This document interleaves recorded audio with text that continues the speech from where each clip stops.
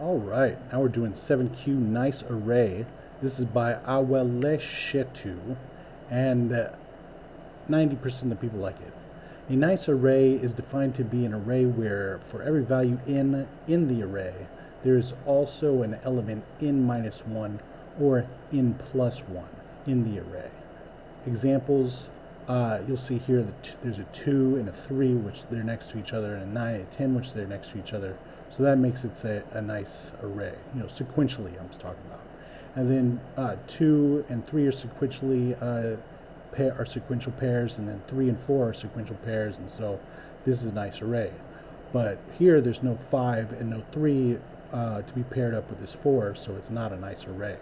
Also, if it's empty, it's not a nice array either. So what we're going to do is make the function named isNice, and it's going to return true if it's nice and false if not.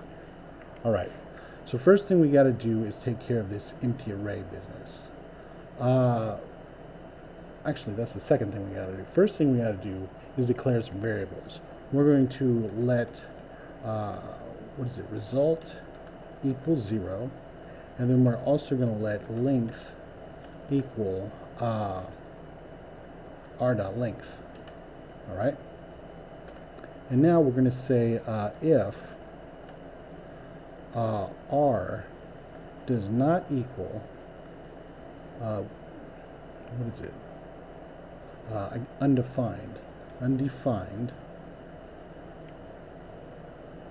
if r at index 0 doesn't equal undefined. So if this is how we're going to check if it's not an array. So if it is an array, we're going to say, what are we going to say? We're going to do 2 for loops, because we're going to iterate one time through the main one, and then for each element and for each index of the main one, we're going to iterate through all the numbers to check if they're plus or minus 1 from the index. All right, let me show you what I'm talking about. So we're going to say for, and we're going to say let index equals 0.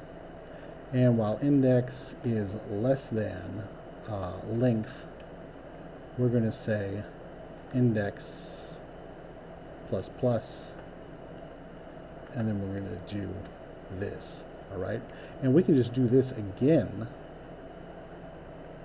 Take that, put it here, and change these indexes to index 2. All right. And there we go. We've got another one. And we can just say right like that. Okay, so now inside of here, we're going to do an if statement, and we're going to be checking if if r at index is equal to index, what am I trying to say? R at index 2 plus or minus 1. So R at index is equal to R at index 2 plus or minus 1. All right, that's what we're going to do. So we're going to say if R at index equals, what was it? Whoops, that's not what we do. Equals this. So we're going to say equals r index 2 plus 1, or I'm going to do this again over here and say minus 1.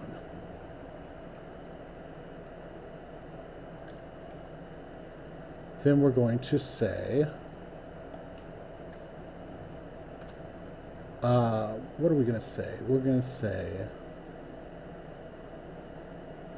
say result plus plus, and we're going to say break, because we're going to get out of that one since we already found whatever's at that index, and we're going to go to the next index. All right. So now we got to go down to this one, all right, and we're going to say, as part of this if statement, we're going to say return result equals length, all right? Because if any of those indexes don't make it into the result, that means these are not going to be equal. So then we're going to say else here, whoops, return false. And that should take care of business. Let's see what happens. All right, good. Attempt it. All right, great. 6 milliseconds right there. We're going to do the concise syntax.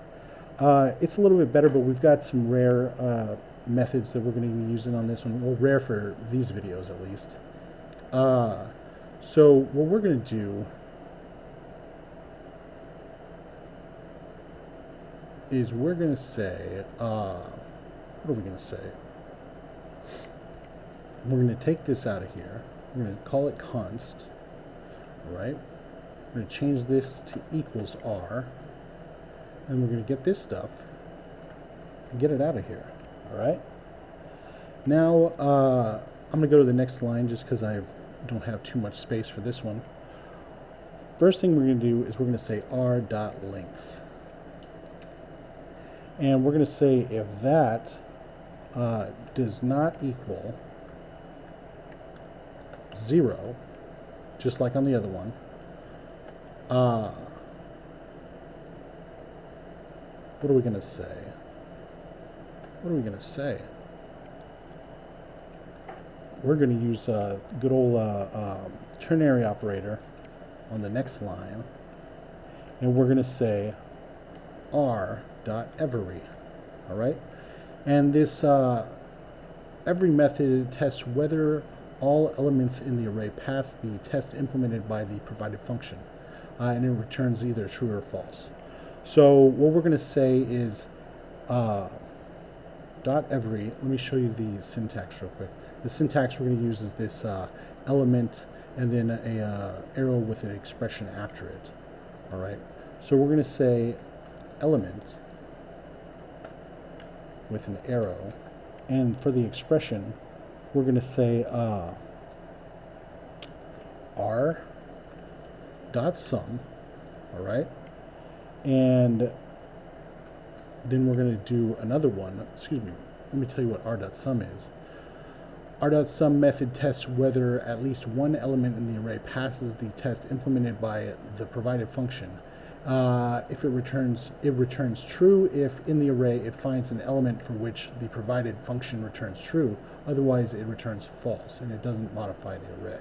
So we're just looking for if at least one of the elements is true. But the first one, we're making sure every element is going to do this .sum method. So for here, we're going to say element 2, all right? And we're going to say element equals element 2 plus 1, or the same thing but with minus right here, but with minus. All right, and that looks good. Or